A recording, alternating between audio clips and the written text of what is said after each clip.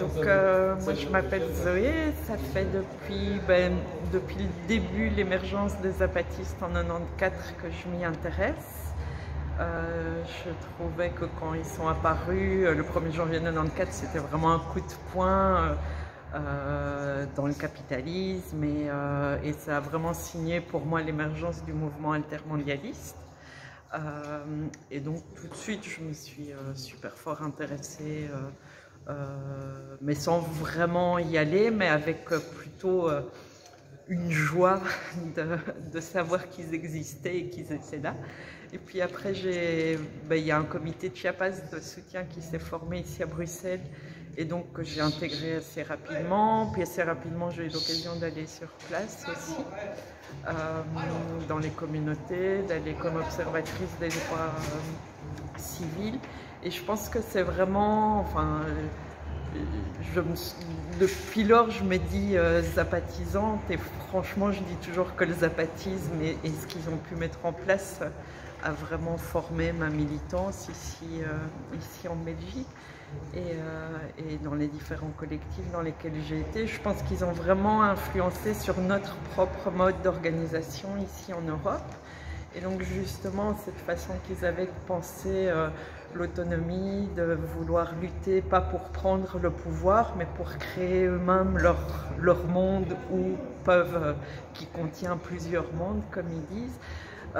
Ça nous a quand même fort influencé. Je pense que ça a aidé aussi dans les collectifs et les organisations ici en Europe de développer au moins une réflexion, au moins de réfléchir aux différentes, à notre relation au pouvoir, à l'État aussi, et à quelle relation on entretenait entre nous. Et donc aussi un aspect important dans le zapatisme, forcément c'est la place des femmes. Et donc il faut savoir que la première loi révolutionnaire des zapatistes, c'est la loi révolutionnaire des femmes. Donc avant même le 1er janvier 94, il y avait cette loi révolutionnaire des femmes qui a été promulguée. Et donc une des lois, c'est qu'elle a le droit de se marier avec qui elle veut, qu'elle a le droit de ne pas être violentée, qu'elle a le droit de choisir le travail qu'elle veut, enfin toute une série de droits, qu'elle a le droit de prendre une place dans l'organisation aussi de l'EZLN. Enfin, toute une série de choses qui montrent qu'ils ont réfléchi ça en amont aussi et pas après. C'est pas quelque chose qu'ils ont posé sur leur organisation après coup, contrairement à ce que j'imagine certaines personnes peuvent penser. Et je trouve que ça, moi, le fait qu'ils avaient cette pensée qui était quand même très je pense qu'ils ne la définissent pas eux-mêmes comme féministe, mais pour nous c'est quand même féministe, en parallèle avec une pensée écologique aussi, de rapport avec la mère-terre, de soins aussi à leur environnement, de rapport à la terre. Mais je pense que ça a forgé aussi une réflexion qui est peut-être proche de ce que défendent certaines écoféministes aussi. Et donc ça a vraiment,